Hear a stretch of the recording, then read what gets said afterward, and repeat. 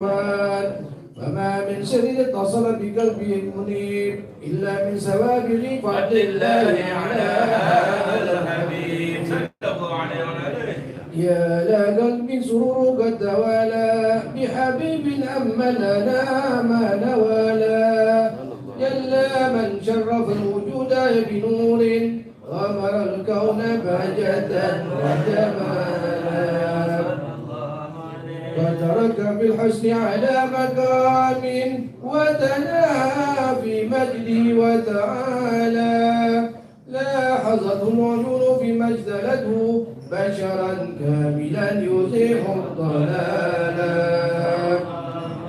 وهو من فوق علم ما قد رأته رفعة في شؤونه وكمالا فسبحان الذي أبرز من حظ الامتنان ما يعصي عن وصف اللسان ويهار في تأكل معاني الجنان انتشر منه في عالم البطون والظهور ما مع الوجود خلقي نور فتبارك الله من إله كريم بشرتنا آية في تلك الحكيم ببشارة لقد جاءكم رسول من أنفسكم عزيز عليه ما عنتم حريص عليكم بالمؤمنين رؤوف رحيم.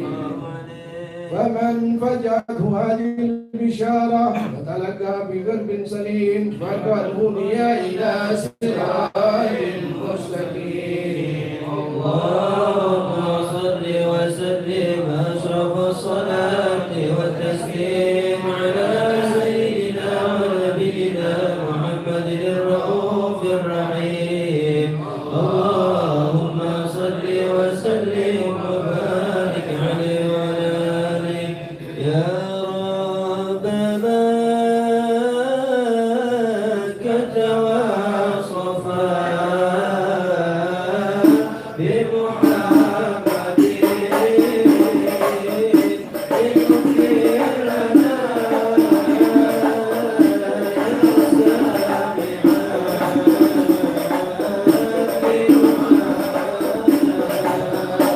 لكل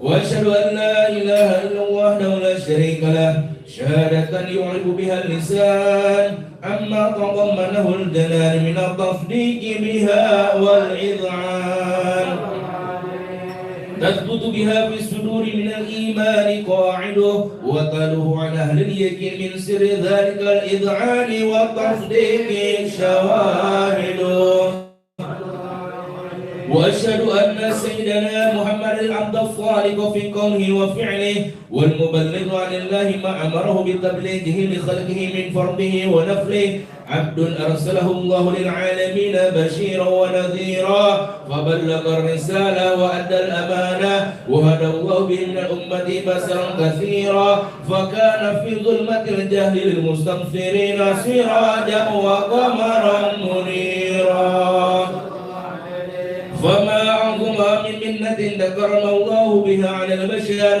وما أوساها من نعمة انتشر شرها في البحر والبر اللهم صل وسلم بأجل الصلوات وأجمعها وأزكى التحيات أوسعها على هذا العبد الذي وفى بحق العبودية وبرز فيها في خلة الكمال وقام بحق الربوبية في مواطن الخدمة لله وأقبل عليه غاية الإقبال صلاة يتصل بها المصلي عليه به وينبسط في قلبه نور سر تعلقه به ويكتب بها بعناية الله في حزبه وعلى آله وصحبه ارتقوا صهوة المجد بقربه وتفيأوا ظلال الصرف الأسني بوده وحبه ما أكثر الأكوان بنصر ذكراهم نسيم الله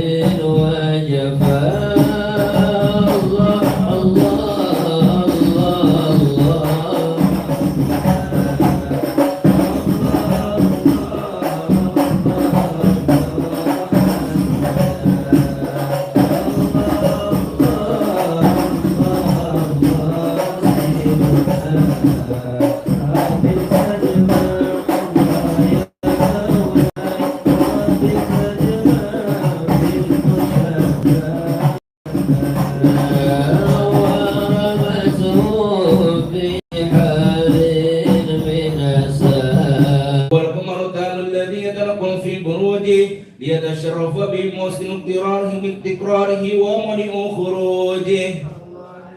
وقد قلت الأقدار الأزلية بما قضت وأظهرت من شر هذا النور ما أظهرت وخصصت به من خصصت، فكان مستقر في الأسلاب الفاخرة والأرحام الشريفة الطاهرة حتى برز في عالم الشهادة بشرا لا كالبشر، ونورا حير الأفكار زوره وبهر، فتعلقت همة راكب لهذه الهروب بأن يركم في هذا القرطاس ما هو لديه من عجائب ذلك النور المعروف. وإن كانت الألسن لا تفي بيسر من الشر أوصى في ذلك الموصوف تصديقا للسامعين من خاص المؤمنين وترويحا للمتعلقين بهذا النور المبين.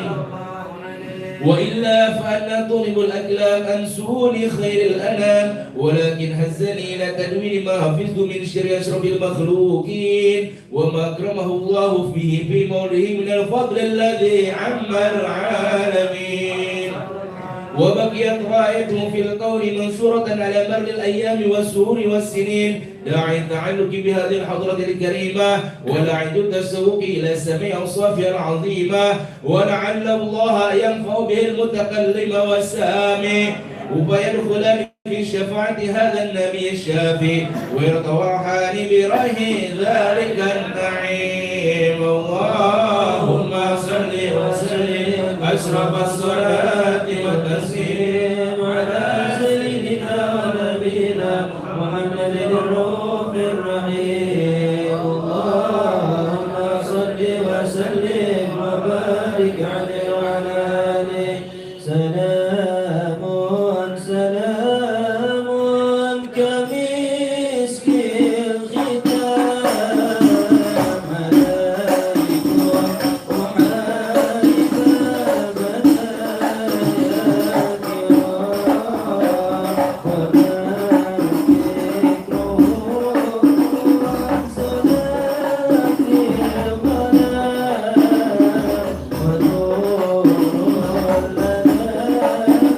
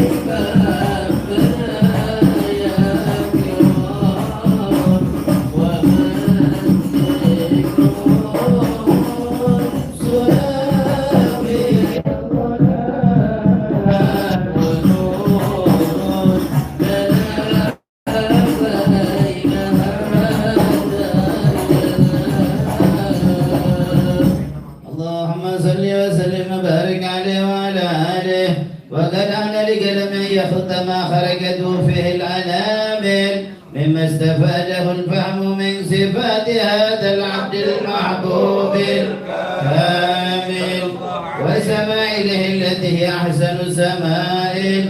وهنا حسن أن نثبت ما بلغ إلينا في شأن هذا الحبيب من أحبار وآثار ليتشرف بكتابته القلم والكرطاس وتنزه في أحاده الأسماء والأبصار. وقد بلغنا في الأحاديث المشهورة أن أول شيء خلقه الله هو النور المودع في هذه السورة. ونور هذا الحبيب أول مخلوق برز في العالم ومنه تفرع الوجود خلقا بعد خلق فيما حدث وما تكادم. وقد أحرز عبد الرزاق بسنده عن جابر بن عبد الله الأنصاري رضي الله عنهما قال: قلت يا رسول الله بأبي وأمي أخبرني عن أول شيء خلقه الله قبل العشياء. قال: يا جابر إن الله خلق قبل العشياء نور نبيك محمد صلى الله عليه وسلم من نوره. وقد ورد من حديث أبي هريرة رضي الله عنه أنه قال: قال رسول الله صلى الله عليه وسلم: كنت أول النبيين في الخلق وآخرهم في البعث. وقد عدت الرواية بأنه أول الخلق وجودا وأشرفهم مولودا. ولما كانت السعادة العبدية لها ملاحظة خفية اعتصت من ساءت من البرية بكمال فاستودعت هذا النور المبين أسلب وبطون من شرفته من العالمين.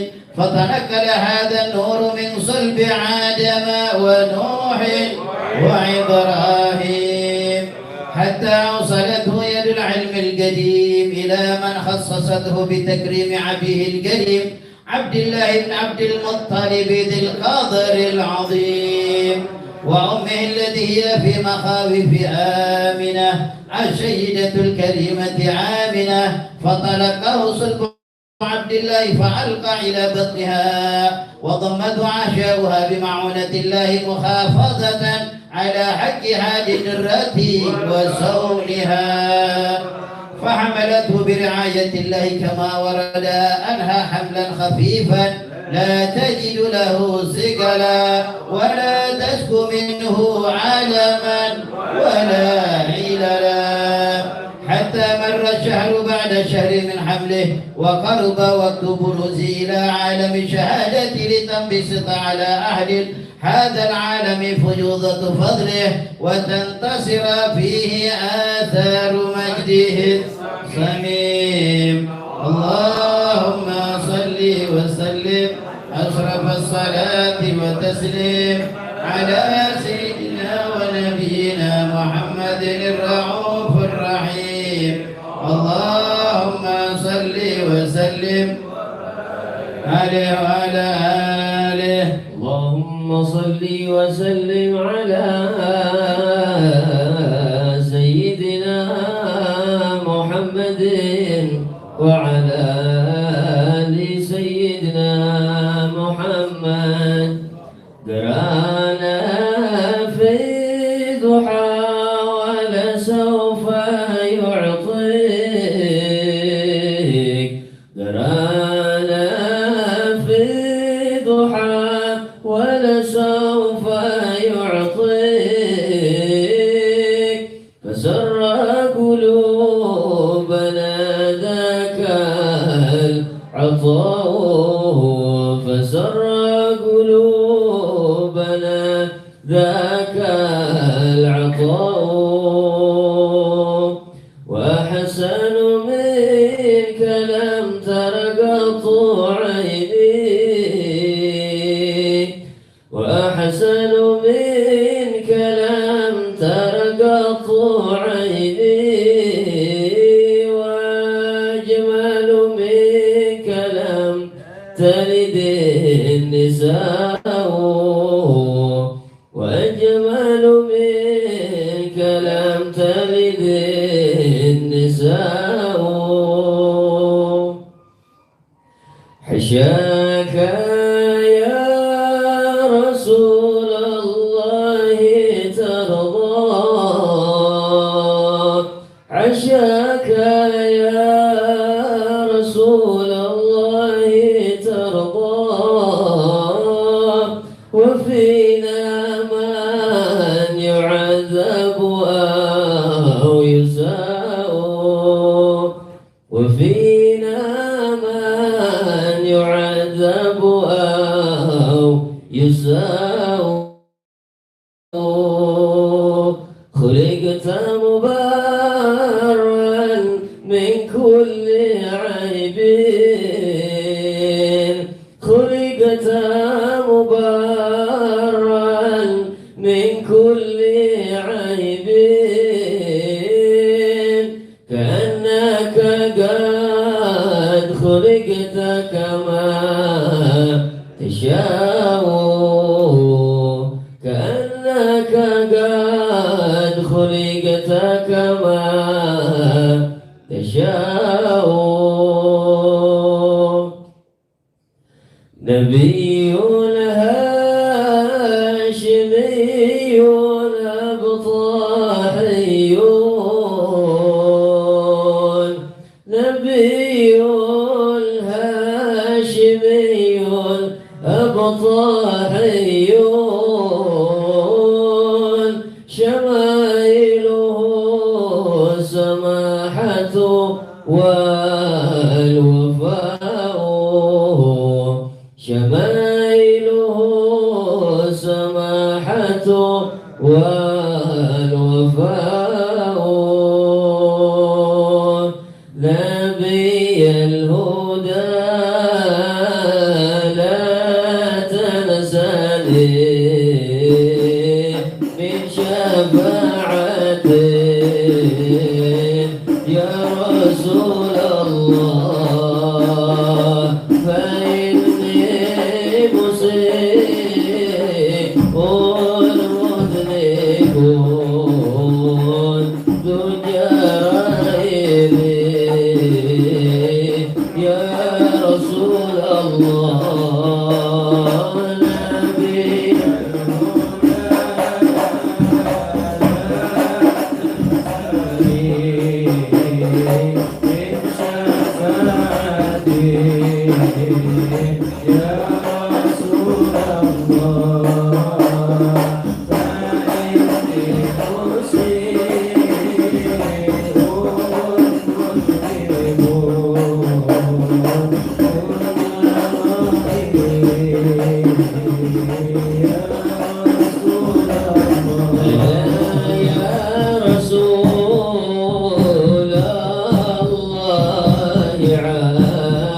عاطفا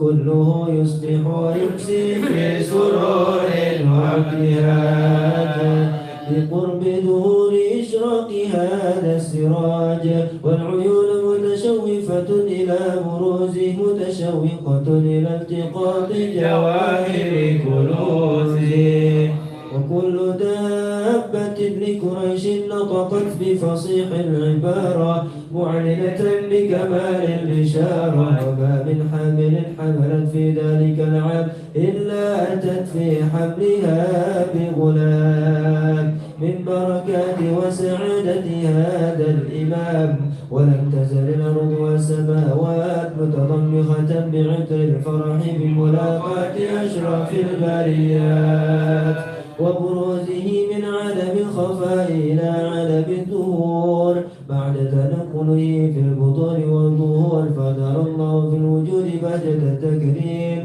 وبسط في العالم الكبير مائدة التشريف والتعظيم ببروز هذا البشر الكريم اللهم صل وسلم أشرف الصلاة والتسليم على سيدنا ونبينا محمد الرؤوف الرحيم اللهم صل وسلم وبارك عليه وعلى آله اللهم صل وسلم وبارك عليه وعلى آله فحين قرب وان وضع هذا الحبيب أعلنت السماوات والأرضون ومن فيهن بترحيب وأمطار الجود لله على أهل الوجود تثيج وألسنة الملائكة بالتبشير للعالمين تعي سبحان الله الحمد لله ولا إله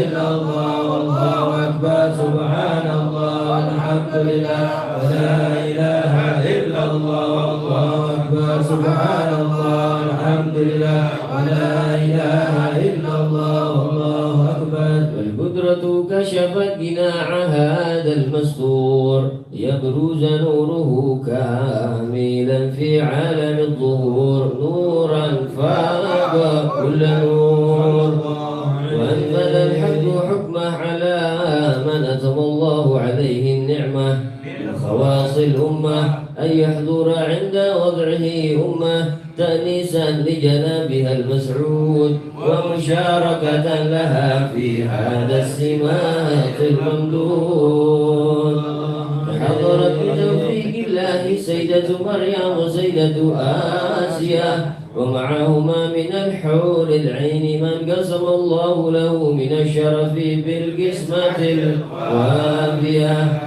فات الوقت الذي رتب الله على حضور وجود هذا المولود فانفلق صبح الكمال من النور عن عمود وبرز الحامد المحمود مذعنا لله بالتعظيم والسجود صلى الله على محمد صلى الله عليه وسلم صلى الله على محمد صلى الله عليه وسلم يا نبي سلام عليك يا رسول سلام عليك يا حبيب سلام عليك صلوات الله عليك يا نبي سلام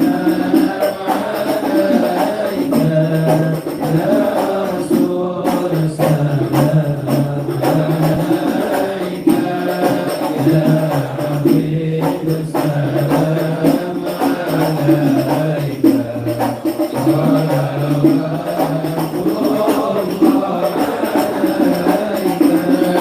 أشرق الكون بابتهاج بوجود المصطفى أحمد ولأهل الكون أنس وسرور قد تجدد يا نبي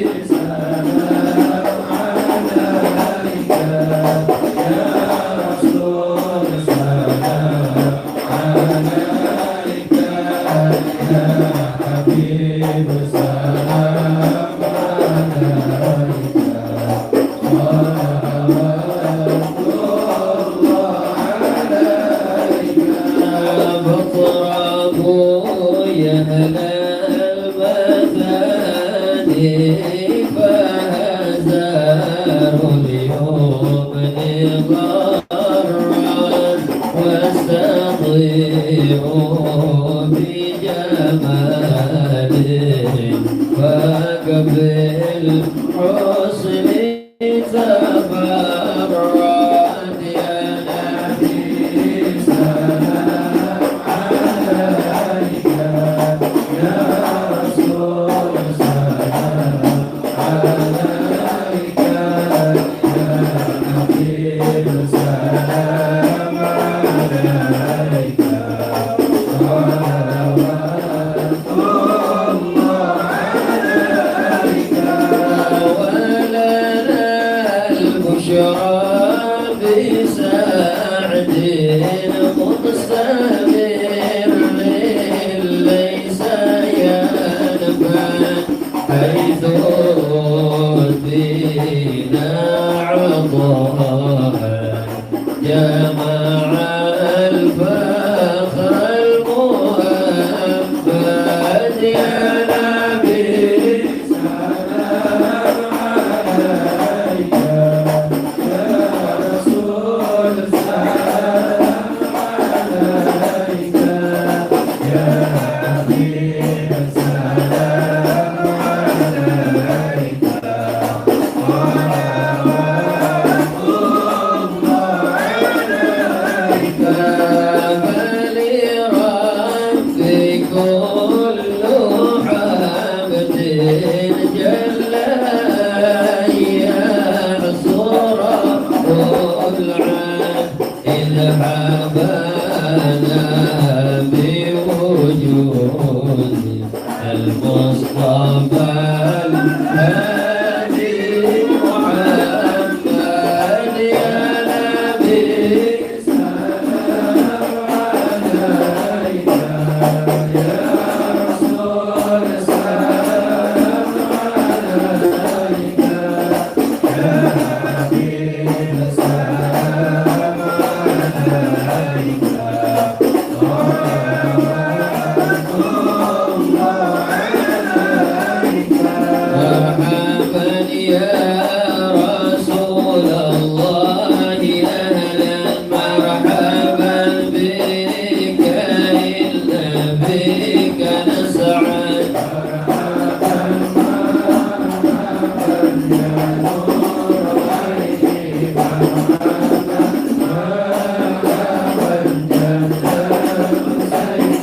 مرحبا وبجاهه يا إلهي مرحبا جود وبلغ كل مقصد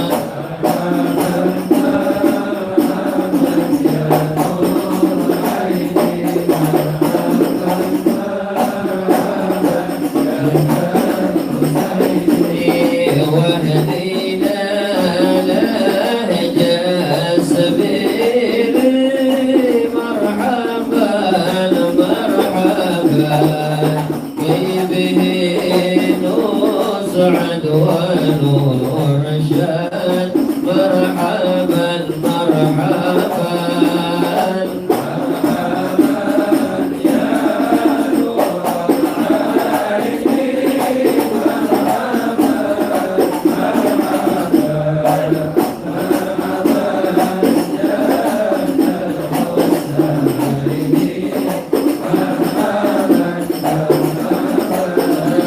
ربي بلغنا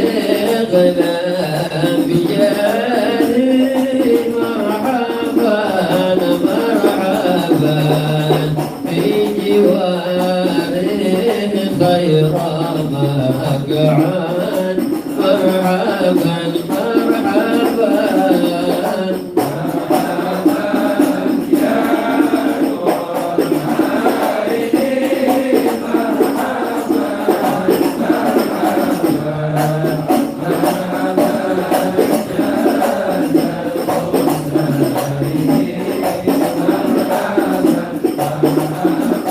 ربي فاغفر لي ذنوبي يا الله ببركة الهادي محمد يا الله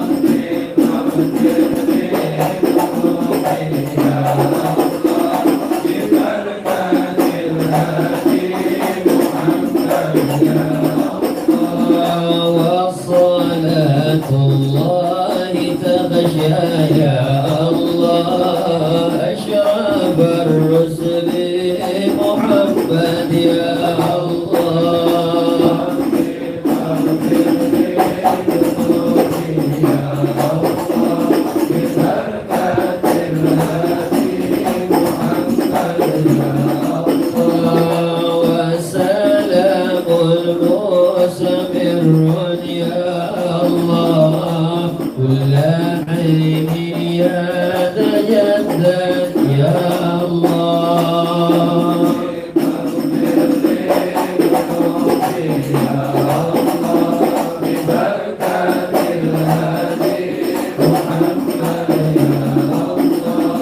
اللهم صل وسلم وبارك عليه وعلى آله اللهم صل وسلم على سيدنا محمد وعلى آله سيدنا محمد إليك يا ربي يا عالم بذات الصدور إليك يا ربي يا عالم بذات الصدور إليك يا ربي يا من تصير الأمور إليك يا ربي يا من تصير الأمور إليك يا ربنا أنت العفو الغفور إليك يا ربنا أنت العفو الغفور إليك بهل الكسال مختار بدر البدور إليك بهل الكسال مختار بدر البدور تحيا به الأرض والجذب يروي الدثور ووافق الحي منا وارحم أهل القبور تمت وصلوا على حماد يا جميع الحضور وسلموا كل ما قمري سجع في الوقور اللهم صل وسلم وبارك عليه اللهم صل وسلم وبارك عليه وعلى آله ولقد اتصف صلى الله عليه وسلم من محاسن الأخلاق بما تليق عن كتابته بطون الأوراق كان صلى الله عليه وسلم أحسن الناس خلقا وخلقا وأولهم إلى مكارم الأخلاق سبقا وأوسعهم بالمؤمنين حلما ورفقا بر الرؤوف لا يقول ولا يفعل إلا معروفا له الخلق السهل واللفظ المحتوي على المعنى الجزل إذا دعاه المسكين أجابه إجابة معجلة وهو العبد الشفيق الرحيم لليتيم والأرملة وله مع سهولة أخلاق الهيبة القوية التي ترتعد منها الفرائس الأكوياء من البرية ومن نشر طيبه تعطرت الطرق والمنازل وبعرف ذكره تطيبت المجالس والمحافل فهو صلى الله عليه وسلم جامع الصفات الكمالية والمنفرد في خلقه وخلقه بأشرف خصوصية فما من خلق في البرية محمود إلا وهو متلقا عن زين الوجود أجملت في وصف الحبيب وشأنه وله العلا في مجده ومكانه أوصاف عز قد تعالى مجدها أخذت على نجم السها بعنانه وقد انبسط القلم في تدوين ما أفاده العلم من وقائع مولد النبي الكريم وحكاية ما أكرم الله بهذا العبد المقرب من التكريم والتعظيم والخلق العظيم. فحسن مني أن أمسك إنة الأكلام في هذا المقام وأقرأ السلام على سيد الأنام. السلام عليك أيها النبي ورحمة الله وبركاته. السلام عليك أيها النبي ورحمة الله وبركاته. السلام عليك أيها النبي ورحمة الله وبركاته. ولذلك يحسن الختم كما يحسن التقديم فعليه أفضل الصلاة والتسليم. اللهم صل وسلم على سيدنا ونبينا محمد الرؤوف الرحيم. اللهم صل وسلم وبارك عليه وعلى آله. بسم الله الرحمن الرحيم. الحمد لله رب العالمين. اللهم صل وسلم على سيدنا محمد في الأولين وصل وسلم على سيدنا محمد في الآخرين وصل وسلم على سيدنا محمد في النبيين وصل وسلم على سيدنا محمد في المرسلين وصل وسلم على سيدنا محمد في كل وقت وحين وصل وسلم على سيدنا محمد في الملأ الأعلى إلى يوم الدين. ولما نظم الفكر من درار الأوصاف المحمدية العقودة توجهت إلى الله متوسلا بسيدي وحبيبي محمد صلى الله عليه وسلم أن يجعل سعي فيه مذكورا وفعل فيه محمودا وأن يكتب عملي في الأعمال المقبولة وتوجهي في توجهات الخالصة والصلات الموصولة. اللهم يا من إليه تتوجه الأعمال فتعود ظافرة وعلى باب عجة حتى حتى الرحال فتغشاها منه الفيوضات الغامرة. نتوجه إليك بأشرف الوسائل لديك سيد المرسلين عبدك الصادق العمين سيدنا محمد الذي عمت رسالته العالمين. أن تصلي وتسلم على تلك الذات الكاملة مستودع أمانتك وحفيظ سرك وحامل راية دعوتك الساملة العب الأكبر المحبوب لك والمخصص بالشرف الأفخار في كل موطن من مواطن القرب ومظهر. قاسم عمدانك في عبادك وساكك عوس إرشادك لأهل ودادك سيد الكونين وأشرف الثقلين العبد المحبوب الخالص المحسوس منك بعجل الخصائص. اللهم صل وسلم عليه وعلى آله وأصحابه وأهل حضرة اقتراب من أحبابه. اللهم إنا نقدم إليك جاء هذا النبي الكريم ونتوسل إليك بشرف مقامه العظيم أن تلاحظنا في حركاتنا وسكناتنا بعين عنايتك وأن تحفظنا في جميع أطوارنا وتقلباتنا بجميل رعايتك وحسن وقايتك وأن تبلغنا من شرف القرب إليك وإلى هذا الحبيب غاية آمالنا وتقبل منا ما تحركنا فيه من نياتنا وأعمالنا وتجعلنا في حضر هذا الحبيب من الحاضرين وفي الطراعك اتباعه من السالكين ولحقك وحقه من المعدين ولعهدك من الحافظين. اللهم إنا لنا أطعاما في رحمتك الخاصة فلا تخرمنا وظنونا جميلة هي وسيلتنا إليك فلا تخيبنا.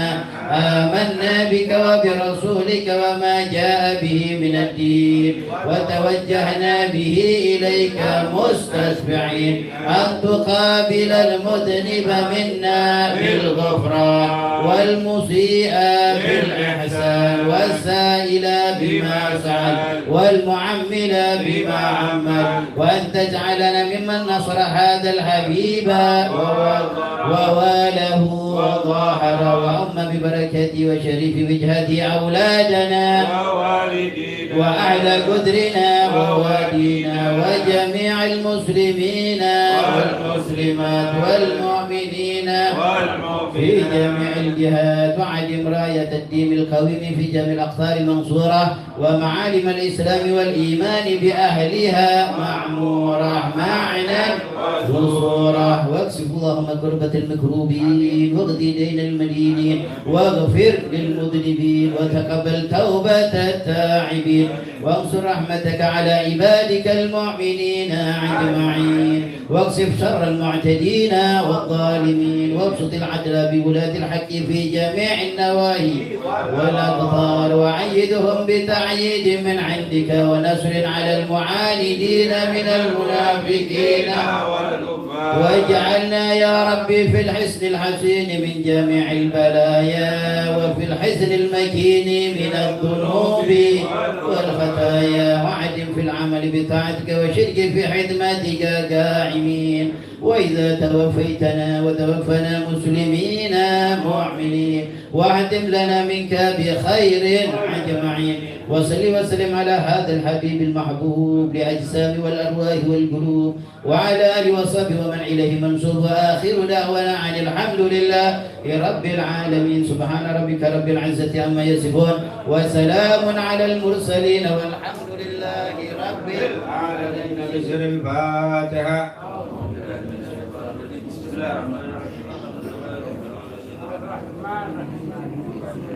صراط الذين أنعمت عليهم غير المغضوب عليهم ولا الضالين آمين. بسم الله الرحمن الرحيم. الفاتحة. أن الله يحفظ الحجاج من حوار المسافرين من المسلمين في البر والبحر أجمعين. أن الله يسامحهم السلامة ويردهم إلى أوطانهم سالمين غانمين محفوظين مرزوقين في خير ولطف وعافية، وأن الله يطيل أعمالنا في طاعة الله ويشفي مرضانا ومرضى المسلمين، وأن الله يجبر الفتن والمحن ما ظهر منها وما بطن جملة وهي أموات خاصة وأموات المسلمين أجمعين عامة، وحسن خاتمة عند الموت وحسن خاتمة عند الموت وحسن خاتمة عند الموت في عافية وإلى حضرة النبي محمد صلى الله عليه وسلم بسر الفاتحة. أعوذ بالله من الشيطان الرجيم. بسم الله الرحمن الرحيم.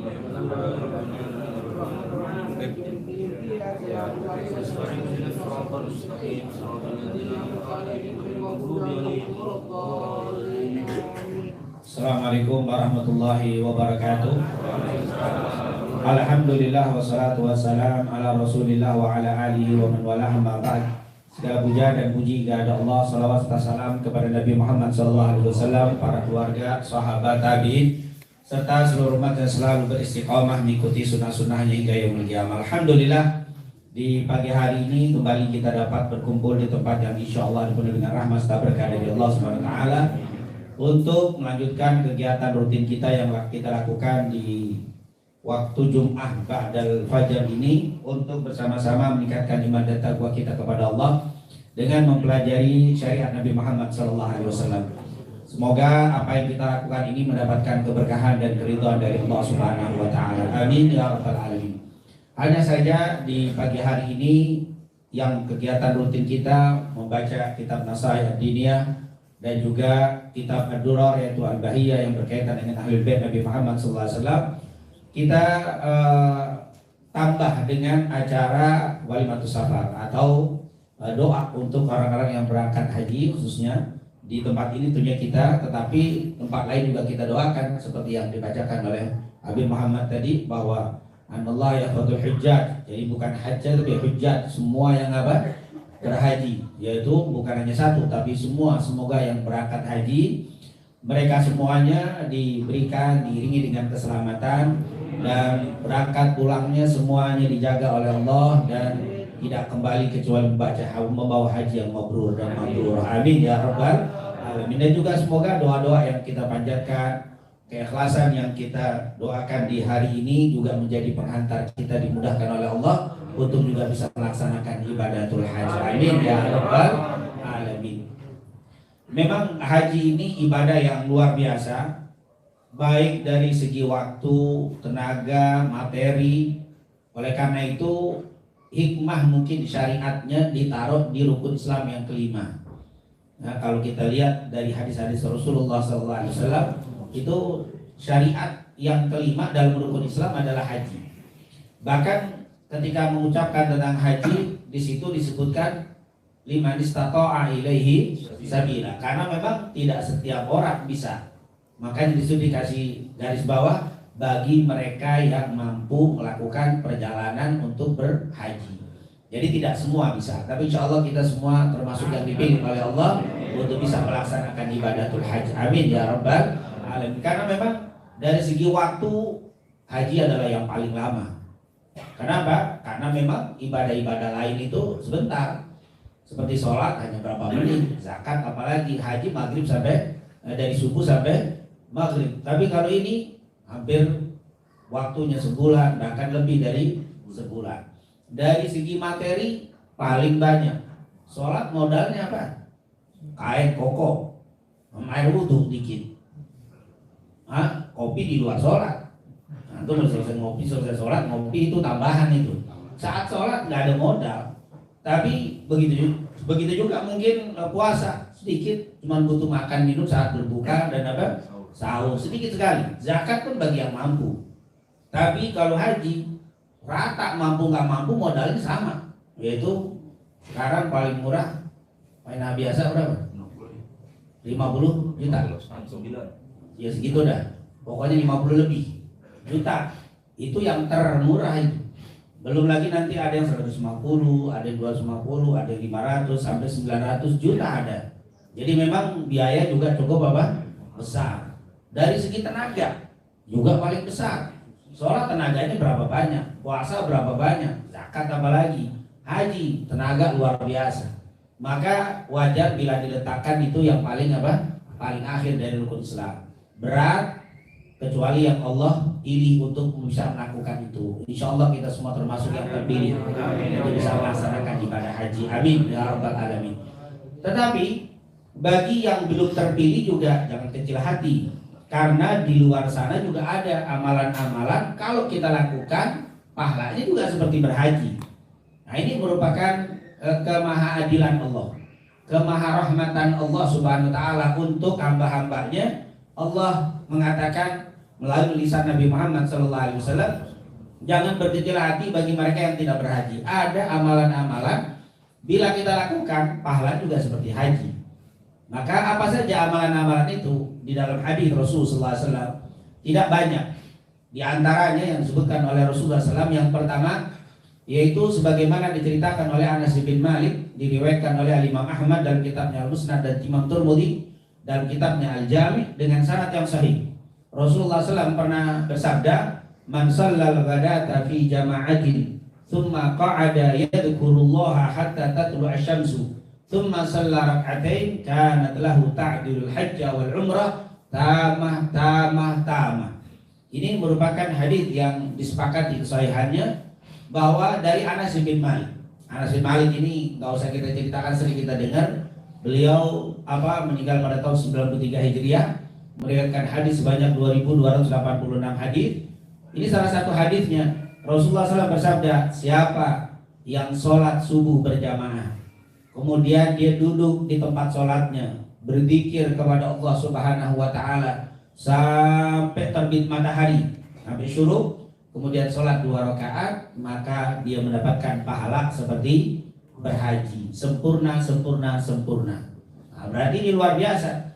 Kalau kita nggak bisa setiap waktu karena kesibukan kita, paling tidak seminggu sekali, minggu atau hari libur. Kalau nggak bisa juga sebulan sekali cari tanggal merah kalau ada. Kan biasa tanggal merah nggak ini juga kan libur juga kan. Kalau nggak bisa juga setahun sekali.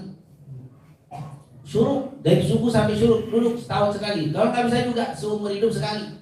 Jangan sampai haji kagak, pahala haji juga Karena memang kata para ulama haji itu ada lafdhan wa ma'nan, ada lafdhan la ma'nan, ada ma'nan wa la lafdhan. Atau katakan lafdhan wa ma'nan. Lafdhan itu berangkat beneran, ma'nan yaitu artinya, keistimewaannya. Berangkat haji, melaksanakan semua aturan haji, nah itu namanya haji lafdhan wa ma'nan. Ada yang lafdhan la ma'nan, berangkat dia tapi di sono tidur dulu. Sholat kagak muni semua main dulu, berarti lafadznya doang haji, tapi maknanya apa?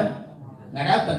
Tapi ada yang makna la lafdhan, dia berangkat haji kagak, tapi hajinya dia dapat. Itu makna la lafdhan. Secara maknanya dapat pahala haji, hajinya enggak. Artinya gelar kagak dapat, tapi amalannya nggak kalah sama orang yang haji. Ada yang gelarnya banyak, hajinya tapi nggak ada apa? Maknanya. Insya Allah yang berhaji ini betul-betul lafdhan wa ma'nan, yaitu berangkat haji beneran, amalnya juga dapat pahala-pahala haji. Nah kita jangan sampai lafdhan kagak, ma'nan kagak. Artinya haji enggak, amalan seperti haji juga tidak ada, jangan sampai seperti itu. Nah ini tentunya jangan kita kecil hati ketika lafadznya kita nggak dapat, lafadznya nggak dapat, tapi maknanya tetap dapat. Apa itu maknanya? Salah satu ini dia. Jaga sholat subuh berjamaah, zikir sampai terbit matahari. Kita tahu betul di Jakarta ini banyak orang yang begitu sibuk sehingga tidak ada waktu. Yang paling tidak seumur hidup jangan sampai tidak pernah sholat subuh berjamaah lalu zikir. Kalau subuh berjamaah banyak, tapi zikirnya sampai terbit matahari ini yang agak berat. Tapi insya Allah Allah berikan kemudahan sama kita semuanya. Amin. Ini yang pertama. Jadi sholat subuh berjamaah, berzikir sampai syuruk, sholat 2 rakaat, maka pahalanya seperti haji dan umrah sempurna. Yang kedua, hadis dari Abu Umamah Al-Bahili. Abu Umamah Al-Bahili ini ada yang mengatakan meninggal tahun 81 Hijriah, ada yang mengatakan tahun 86 Hijriah. Khilaf di antara para ulama ahli sejarah. Dan Abu Umamah Al-Bahili ini waktu Rasulullah haji wada, Rasulullah waktu itu haji wada tahun 10 Hijriah. Abu Umamah Al-Bahili ikut haji. Umurnya berapa waktu itu? 30 tahun.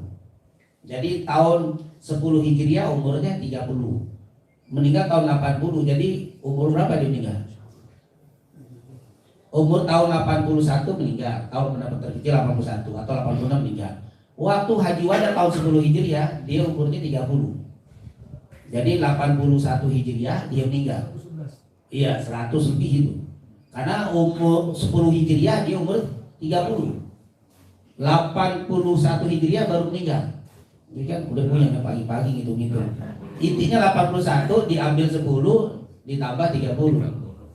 Apa tuh?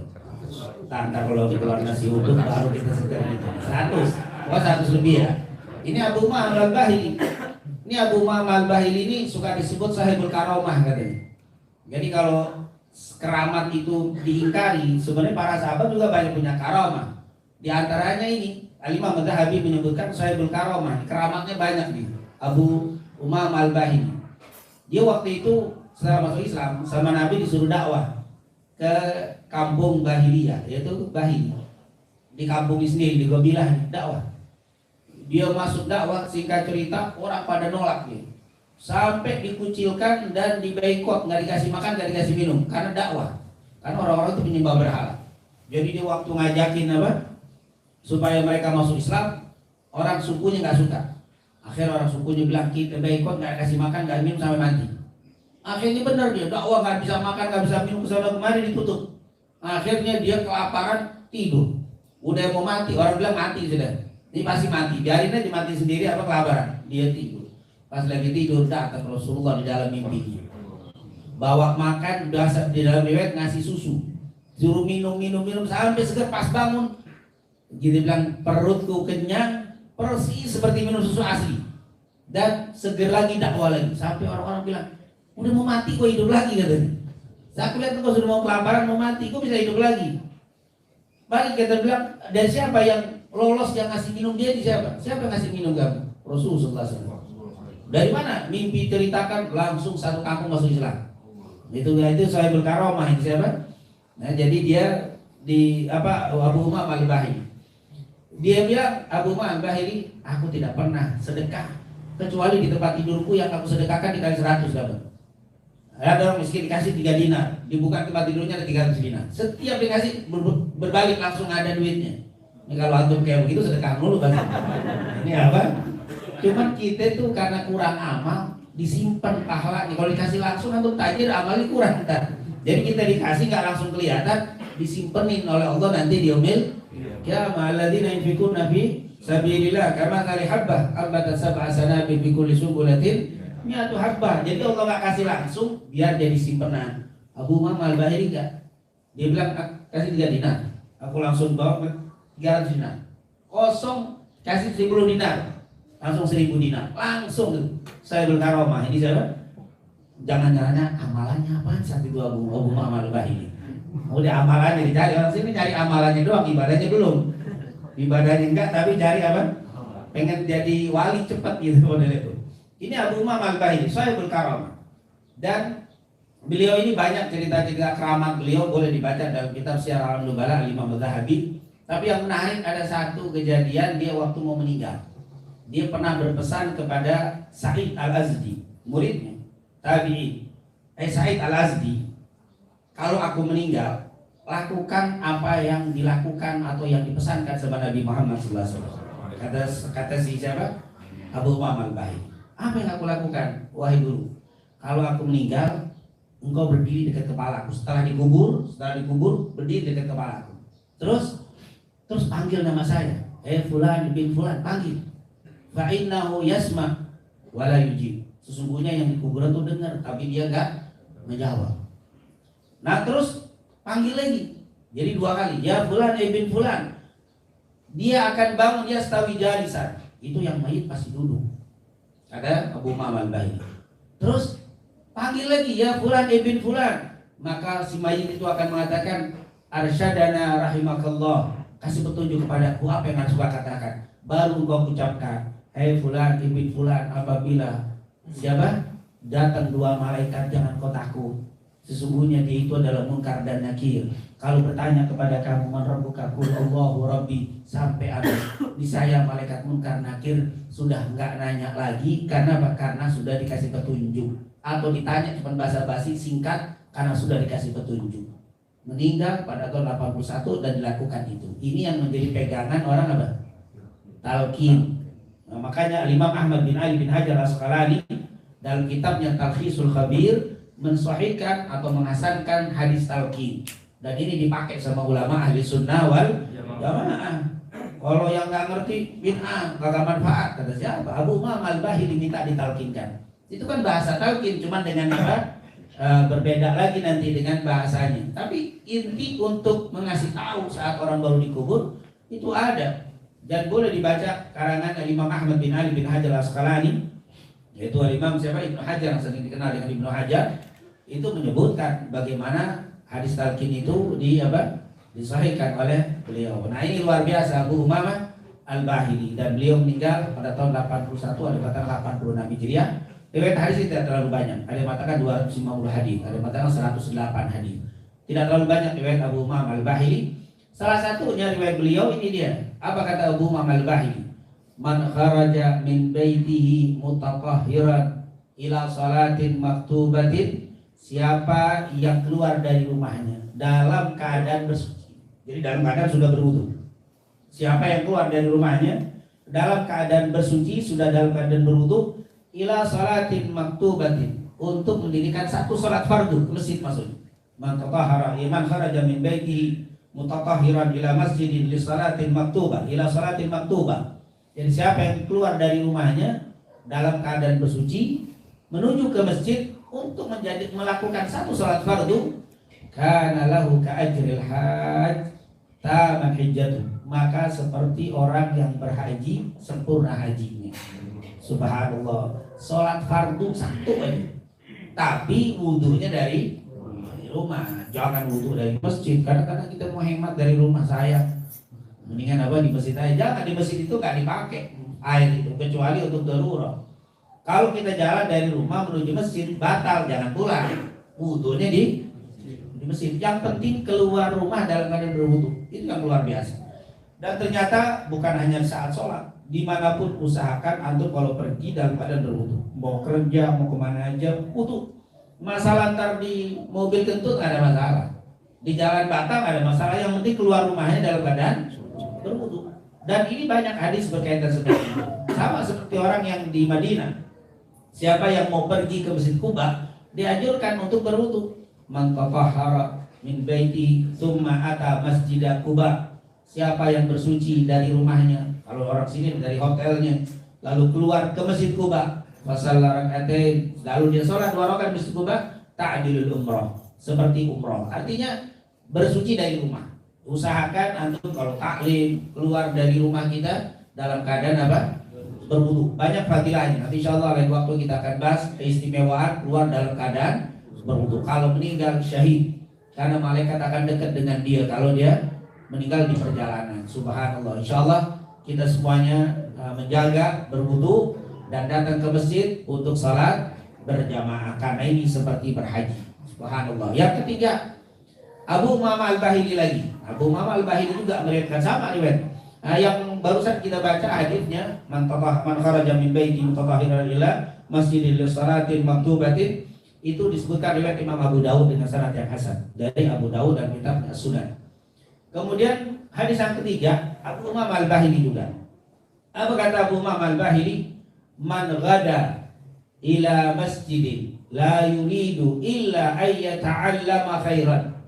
Riwayat yang pertama illa arada ayyata'allama khairan au yu'allima atau au ya'lama kana lahu ka ajril hajj al-muhrim. Subhanallah. Ini hadis diriwayatkan oleh Imam At-Tabrani, Al-Imam Baihaqi, Al-Imam Haythami, Al-Imam Hakim dan kitabnya Al-Mustadrak, Al-Imam Ahmad Syakir, dan mengatakan hadis ini hasan. Apa kata Abu Umamah Al-Bahili? Man ghada ila masjidin, siapa yang pergi pagi-pagi ke masjid, la yuridu, dia tidak menginginkan pergi ke masjid itu illa ayyata'allama khairan, kecuali untuk belajar agama, au yu'allima au ya'lama, atau mengajarkannya, maka pahalanya seperti berhaji. Mungkin zaman dulu masjid, karena memang dulu nggak ada majelis taklim di rumah, yang ada di masjid semua. Kata para ulama, siapa yang pergi ke masjid, maksudnya nggak harus masjid, yang penting tujuannya sama apa? La yuridu illa ayyata'allama khairan au yu'allima au ya'lama. Tidak ada orang yang pergi ke masjid kecuali untuk belajar atau mengajar. Kalau sekarang nggak di masjid, kita belajar di rumah, kita belajar di aula, kita belajar di taklim. Siapa yang ghada pagi-pagi, siapa yang pergi pagi-pagi ke tempat taklim, itu kalau dulu masjid, sekarang ke majelis. Tidak ada niat lain datang ke majelis kecuali untuk belajar atau mengajar, maka bagi seperti berhaji. Allah, kalau kita nih yang datang ke sini tiap Jumat pagi ikhlas, antum haji tiap minggu. Jadi kan kita datang jalan pagi-pagi, nggak ada. Ini nggak gampang untuk pergi apa? Tantangannya kan banyak. Ada yang kerja, ada yang ini. Ditaklim dulu. Itu man ghada ila masjidin la yuridu illa yata'allama khairan aw ya'lama aw yu'allima, maka dia mendapatkan pahala seperti berhaji. Subhanallah. Makanya luar biasa. Tapi niatnya la yuridu illa yata'allama. Dia enggak datang lain, tidak ada yang lain kecuali untuk ngaji. Tapi kalau aduh di rumah kagak ada sarapan, enakan ke majelis sudah disuruh ada sarapan. Ya, niatnya cuma sarapan, enggak dapat sarapan doang dia. Dapat apa? Nasi uduk. Sayang haji diganti sama nasi uduk. Jadi walaupun di sini nggak ada nasi, nggak ada uduk, bisa uduk. Yang penting saya pengen apa? Ya, kebuli kagak ada. Gimana bah? Tadi sampai jam 7 lagi.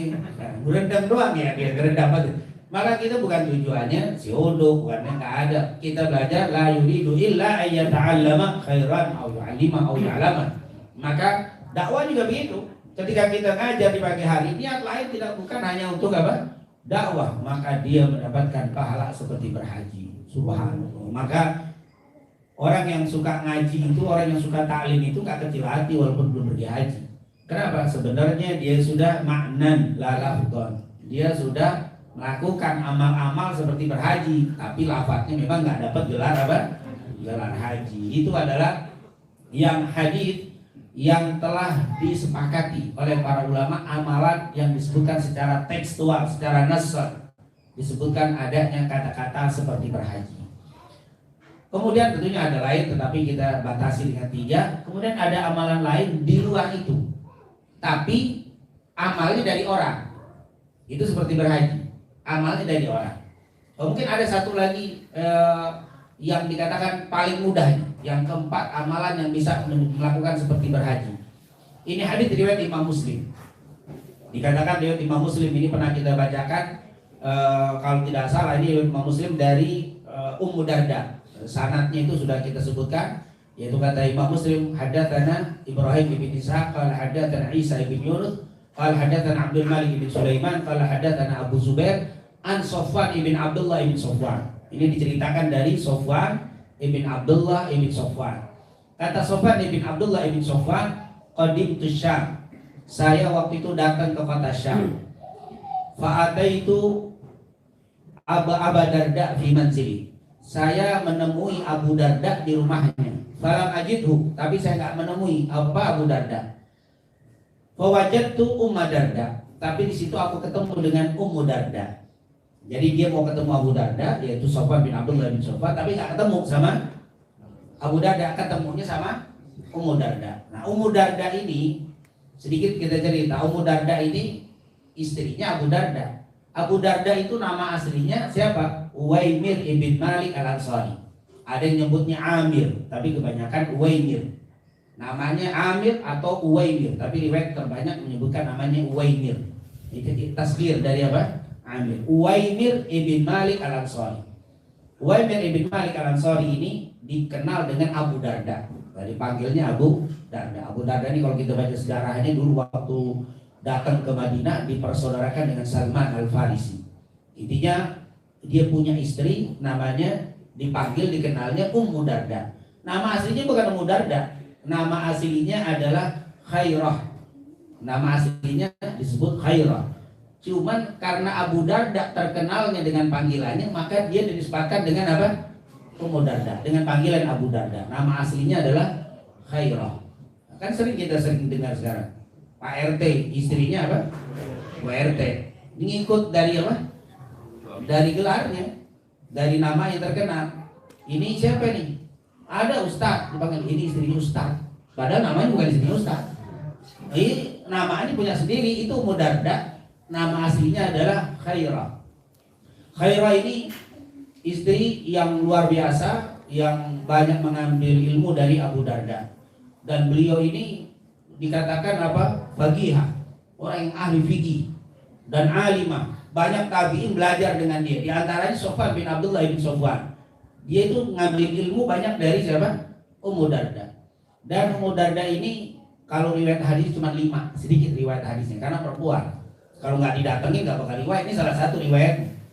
Karena Ummu Darda perempuan tidak mungkin datang berdakwah. Jadi kalau nggak ditanya nggak keluar ilmunya. Maka dia perempuan, jadi riwayat cuma 5 hadis. Dan beliau meninggal 2 tahun setelah meninggalnya Abu Darda. Jadi Abu Darda, kita tahu riwayat sejarah mengatakan terbanyak Abu Darda itu meninggal tahun 31 atau 32 Hijriah. Di zaman Khalifah Utsman bin Affan, 31 atau 32 Hijriah. Dia 2 tahun setelah Abu Darda. Berarti meninggalnya tahun 33 atau 34. Ini Hijriah beliau meninggal.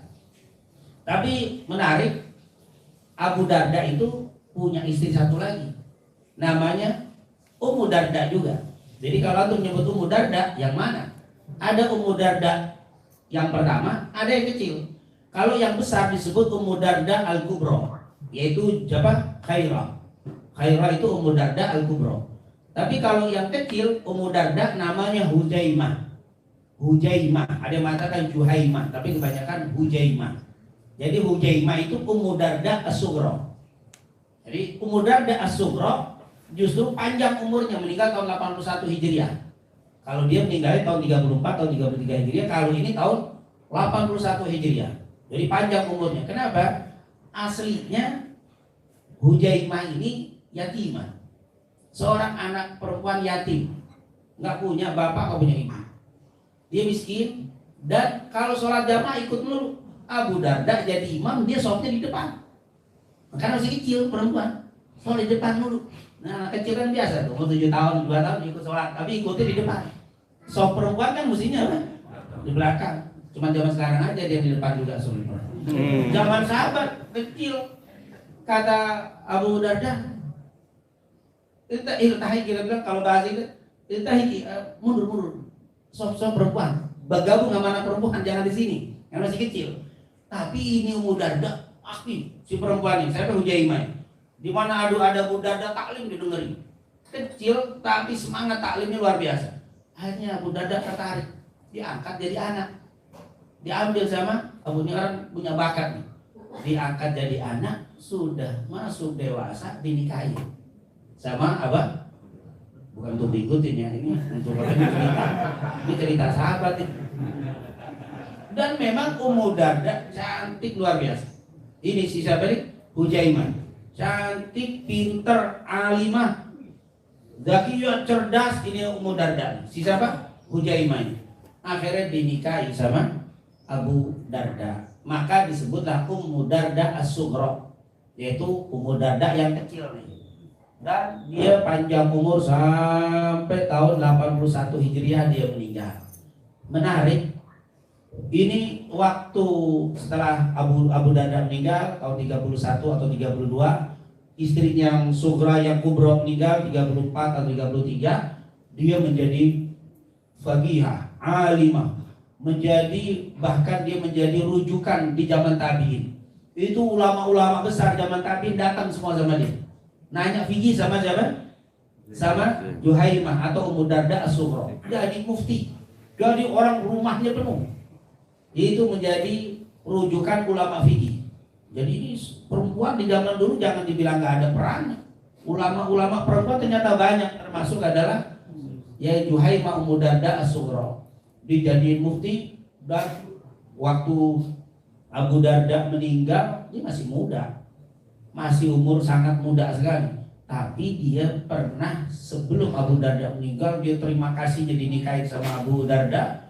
Dari yatimah sampai dia dewasa, sampai menjadi pinter, jadiin istri. Wah, itu girangnya sama Abu Darda. Setiap malam tahajudnya pernah didengar sama Abu Darda, dia doa tahajud. Si Ummu Darda as-Sughra ini lagi doa, Abu Darda kebetulan dengar doanya mungkin bahasa gampangnya, ya Allah, sebagaimana Abu Darda menjaga saya, mendidik saya, bahkan melamar saya jadikan istrinya, ya Allah, izinkan saya nanti saya bisa merawat Abu Darda, menjaga Abu Darda nanti di surga, dan izinkan saya ya Allah bisa melamar Abu Darda di surga.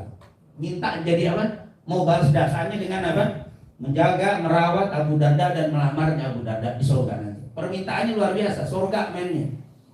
Abu Darda dengar, mau begitu? Iya, saya bertekad dan berdoa kepada Allah setiap malam untuk begitu. Kalau mau jadi begitu, jangan nikah lagi kalau saya meninggal. Kata Abu Darda, jangan menikah lagi kalau saya meninggal. Dan Abu Darda meninggal, dia menjanda sampai meninggal, nggak mau nikah lagi.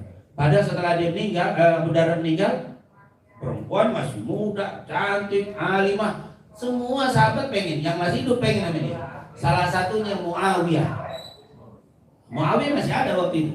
Muawiyah menjadi khalifah tahun 6 waktu itu setelah Ali bin Abi Thalib. Muawiyah kan meninggal tahun 60 Hijriah, meninggal tahun 60. Sebelum itu Abu Darda meninggal, dia datang waktu itu sudah jadi gubernur Syam. Bahkan setelah menjadi khalifah datang ngelamar, mau dijadiin apa? Istri. Tapi Ummu Darda enggak. Saya sudah berjanji, saya pengen apa? Kumpul sama suami saya yang pertama, yaitu siapa? Abu Darda. Disinilah salah satu pendapat yang mengatakan janda kalau nikah lagi ketemu sama siapa? Di surganya. Ada yang bilang ketemu dengan suami yang terakhir. Karena dia itu tadi, jangan nikah lagi. Kalau nikah lagi nggak ketemu dengan yang apa? Ini dalil yang mengatakan seperti itu. Yang mengatakan jangan nanya kalau apa? Udah nikah lagi, udah pasti ketemu juga. Karena kan di surga boleh punya apa? Nah, kalau apa? Kalau istri kan nggak boleh. Nah intinya, tapi ada yang bilang nggak. Itu riwayat Abu Darda, kan tidak ada hadis, tapi perkataan Abu Darda. Ada yang mengatakan istri itu akan bertemu dengan suami yang sederajat. Kalau memang istrinya solehah, suaminya ada misalkan pernah berapa kali nikah, yang paling soleh yang sederajat itu akan dikumpulkan di surga. Tapi pendapat yang banyak dikatakan yang terakhir, karena di situ riwayat Abu Darda jangan tinggal lagi kalau mau ketemu dengan aku di surga. Intinya riwayat Ummu Darda ini yang dikatakan yang ditemui oleh Sofwan bin Abdullah bin Sofwan. Siapa itu? Ummu Darda Al-Kubra, bukan Ummu Darda apa? Asyubra. Karena Ummu Darda Al-Kubra ini meninggal di Syam pada tahun 2 tahun setelah meninggalnya Abu Darda. Singkatnya, Sofwan bin Abdullah ibn Sofwan kata Ummu Darda, "Aturidul hajj al-am?" Mau enggak kamu pergi haji tahun ini? Qala na'am. Kata Sofwan, "Ya, saya mau pergi haji." Qala ud'ullaha lana bi khair. Doain kita yang baik-baik, yang pergi haji ini doain. Kenapa? Dikatakan da'watul mar'il muslimi li akhi bi dhahril ghaib, karena doanya orang muslim untuk saudaranya sementara saudaranya tidak tahu kalau lagi didoakan, mustajabah. Doanya itu sangat apa? Mustajab. Jadi kalau kita doain orang pergi haji, terutama saat yang pergi haji udah berangkat. Jadi doa ini jangan saat di depan matanya. Kita sudah berangkat atau diam-diam doa di rumah, itu doanya mustajab. Dan al-malaku, malaikat yang ada, al-muwakkal yang ada di sisinya akan mengucapkan amin walaka bimithli. Semoga kamu mendapatkan apa yang dia dapat. Berarti kita nggak haji tapi dapat berangkat pahala apa? Haji. Misalkan ya Allah, tetangga saya fulan bin fulan berangkat haji, ya Allah jadikan hajinya haji yang mabrur. Maka malaikat bilang apa? Amin, dan untukmu mendapatkan apa yang dia dapat. Berarti antum dapat pahala mabrur tanpa pergi haji. Berarti ada amalan yang bisa apa? Itu untuk mendoakan orang lain. Yang terakhir tentunya dapat pergi haji dengan dihajikan orang. Jadi saya tidak beramal, tapi saya seperti berhaji. Ketika ada orang tiba-tiba memberangkatkan haji untuk saya yang disebut dengan badal. Nah ini haji badal kalau saya bilang, itu bisa seperti haji. Fulan meninggal belum haji, tapi bisa dapat haji dengan saya membadalkan. Hadis ini diriwayatkan oleh Imam Tirmidzi dari Abdullah bin Abbas. Anna Nabi sallallahu alaihi wasallam, sesungguhnya Nabi Muhammad sallallahu alaihi wasallam sami'a rajulan yaqulu labbaik an syubrumah. Waktu Nabi itu dengar ada seseorang yang berniat mengatakan labbaik an syubrumah, saya haji untuk syubrumah. Nabi dengar itu kalimat. Maka Nabi bertanya, man syubrumah? Siapa syubrumah yang kau hajikan? Akhun li au garibun li. Dia itu saudara saya atau kerabat saya. Maka Nabi menjawab, hajjata nafsi? Apakah kamu sudah haji? Qala la, saya belum haji. Hujja an nafsika thumma hujja an syubrumah. Hajikan dirimu dulu baru hajikan untuk syubrumah. Berarti menghajikan orang lain sah, dan akhirnya orang yang dihajikan seperti berhaji walaupun dia tidak berhaji. Semoga Allah Subhanahu wa taala menjadikan kita semuanya bisa melaksanakan haji baik lafzan dan maknan, dan insyaallah Subhanahu wa taala Allah berikan semua kemuliaan yang Allah berikan kepada para hujjaj kepada kita semuanya. Amin ya rabbal alamin. يا ربنا اعترفنا بأننا اعترفنا وأننا أسرفنا على لظى أشرفنا فاتب علينا توبة تغسل كل حربا واستر لنا العورات وآمن الرعاة واغفر لوالدينا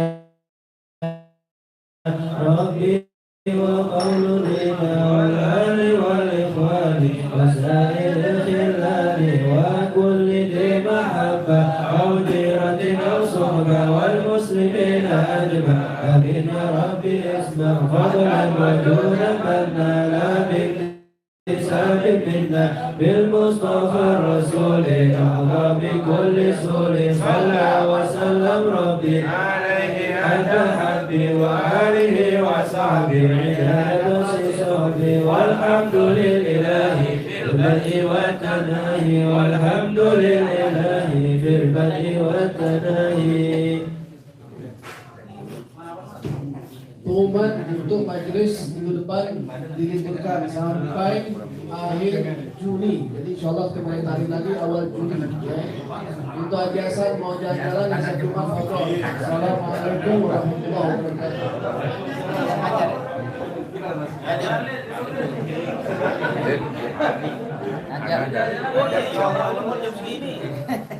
Ramai jam 7:04 nanti. Ya, di jalan saya mau ke